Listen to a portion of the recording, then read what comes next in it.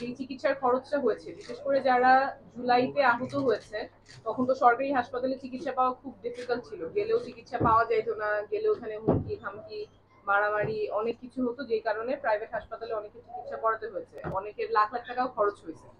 সরকার থেকে কিন্তু একটা প্রতিশ্রুতি আছে, যারা এই অভ্যুত্থানে আহত হয়ে প্রাইভেট ভাবে বেসরকারি ভাবে চিকিৎসা নিতে হয়েছে সেই খরচটা সরকার ফেরত দিবে, এবং এইটা ফেরত দেওয়ার মাধ্যম হচ্ছে গণ অভ্যুত্থান সংক্রান্ত বিশেষ সেল। এই ব্যাপারে কি আপনারা জানেন?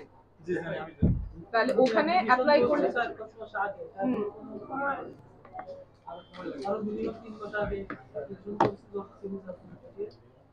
কিন্তু এখনো কোনো ফিডব্যাক পান না। এরকম আপনারা যারা যারা আছেন, এই যে ইস্যুগুলো আপনার চিকিৎসা করার খরচ যেটা সরকারের প্রতিশ্রুতি আছে কিন্তু আপনারা পাচ্ছেন না, তারপরে ক্যাটাগরি নিয়ে অনেকে কথা বলেছেন যে ক্যাটাগরি যেটা হওয়ার কথা সেটা হয় নাই। তো এরকম অনেকের যা যা প্রবলেম আছে, আপনারা একজন দায়িত্বশীল হিসেবে একটা তালিকা করে কার কার কি প্রবলেম, যারা এখনো আপনার চিকিৎসার খরচটা এখনো পান নাই, ক্যাটাগরি রিলেটেড প্রবলেম আছে, অনেকের যে কম্পেনসেশনটা পাওয়ার কথা, আর্থিক সহায়তা পাওয়ার কথা সেটা পান নাই, এগুলো যদি একটা তালিকা করে দিতে পারেন তাহলে আমরা যথাযথ কর্তৃপক্ষের কাছে সেটা পৌঁছে দিতে সুবিধা হবে। আর পুনর্বাসনের কথা অনেকে বলছেন, চিকিৎসার কথা অনেকে বলছেন, যাদের অনেকেরই এখনো লং টার্ম চিকিৎসা প্রয়োজন। লং টার্ম চিকিৎসা বলতে হয়তো অপারেশন আর করার প্রয়োজন নাই, কিন্তু ওই জয়েন্টটা রিহ্যাবিলিটেট করা লাগবে, অর্থাৎ আগে যেরকম ছিল সেটার কাছাকাছি যাওয়ার জন্য রিহ্যাবিলিটেশন প্রয়োজন, শারীরিক রিহ্যাবিলিটেশন প্রয়োজন, কারো কারো মানসিক পুনর্বাসন প্রয়োজন।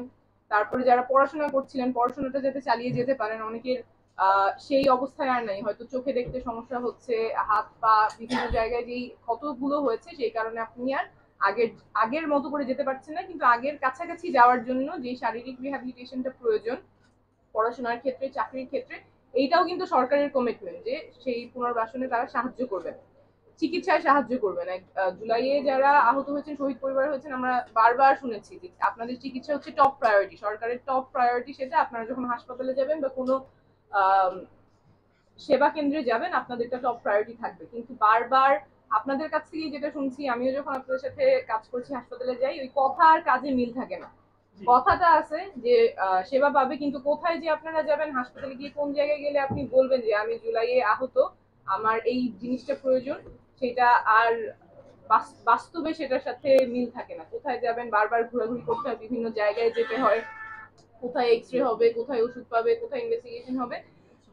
এইটা আমরা যতবারই সুযোগ পেয়েছি সরকারের কাছে এটা তুলে ধরেছি, যাতে আপনাদের চিকিৎসা এবং পুনর্বাসন দ্রুত হয়। আর যে সহায়তাগুলো সরকার প্রতিশ্রুতি অলরেডি আপনাদেরকে দিয়েছে যে আপনাদের পাওয়ার কথা, সেগুলি যাতে দ্রুত বাস্তবায়িত হয়। কিন্তু আপনাদের স্পেসিফিক যেই যাদের যাদের সমস্যা হচ্ছে, যেখানে আপনারা জানেন যে এটা আমার পাওয়ার কথা কিন্তু পাচ্ছেন না, আবেদন করেছেন বা আবেদন কোথায় করতে হবে জানেন না, এগুলো যদি আপনাদের মধ্য থেকেই একজন দায়িত্ব নিয়ে একটা তালিকার মতো করে দেন, তাহলে আমরা সেটা যথাযথ কর্তৃপক্ষের কাছে পৌঁছাতে সাহায্য করব। আর যে কথাটা বারবার উঠে আসতেছে যে আপনারা কেন আন্দোলনে গিয়েছিলেন, একটা অবিচারের বিরুদ্ধে প্রতিবাদ করতে, এবং বারবার আপনাদের কাছ থেকে শুনতে পাচ্ছি যে আমরা সম্মান চাই, ডিগনিটিটা চাই।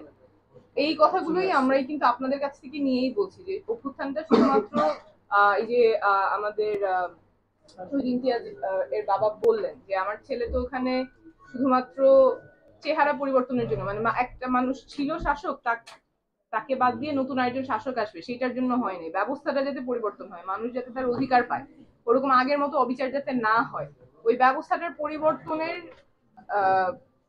একটা উপায়ই হচ্ছে জুলাই সনদ, যেটার কথা আপনারা বারবার বলছেন, আমরাও বলছি।